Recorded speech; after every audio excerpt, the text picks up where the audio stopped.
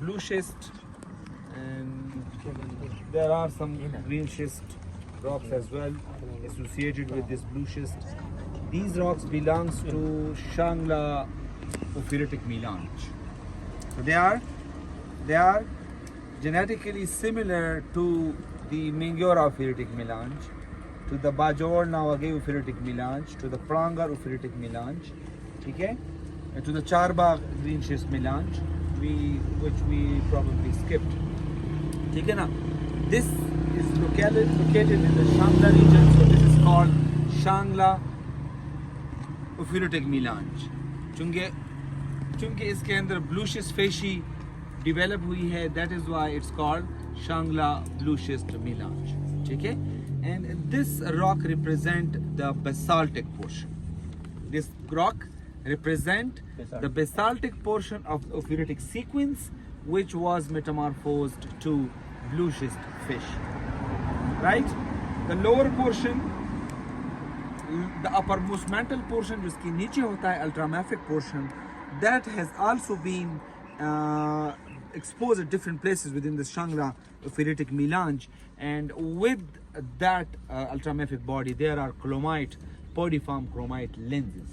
ठीक है ना, so they are being mined. ठीक है, और उसके साथ there is possibility of the occurrence of image mineralization as well if the ultramafic rocks have altered to the tall schists, to the tall carbonate schists. So there might have been the activity of the formation of the mineralization, I mean to say secondary mineralization have taken place.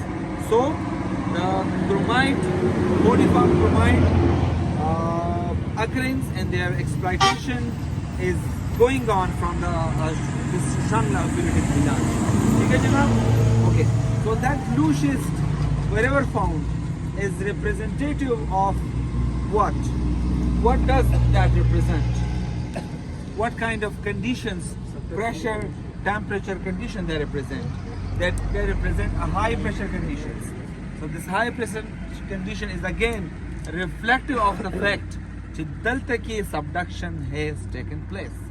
And these rocks are the product of the subduction related metamorphism. Okay? So if you draw the diagram, यहाँ से 0 and you put the temperature on this side and you put the pressure on this side. So if it's 8 kilobar, then 12 kilobar is up. So you expect the green schist fascia here, तकरीबन 400 तक, ठीक है? Just in this zone. So expect green schist fascia in this zone. ठीक है जनाब? जो low temperature, low pressure, या medium to low temperature, low pressure. जो ही pressure बढ़ता है, so the green schist fascia is going to change and glaucophane start forming. लिहाजा यही rock they are going to somewhere they will be going to develop the blue schist. And if the temperature, if the pressure further goes up, so then again in this areas what we have, eclogite fascia, जो सबसे high pressure rocks है, ठीक है जनाब? And going to that area, if we increase the temperature but not the pressure, if we increase the temperature but not the pressure, then the granulite fascia rocks are going to develop. Granulite. So granulite fascia represent high temperature, the eclogite and blue schist fascia represent high pressure subduction settings, and the green schist fascia represent low to medium pressure and low to medium temperature. So that's actually the scenario in this region. ठीक है जनाब? So blue schist fascia representative of the subduction zone settings.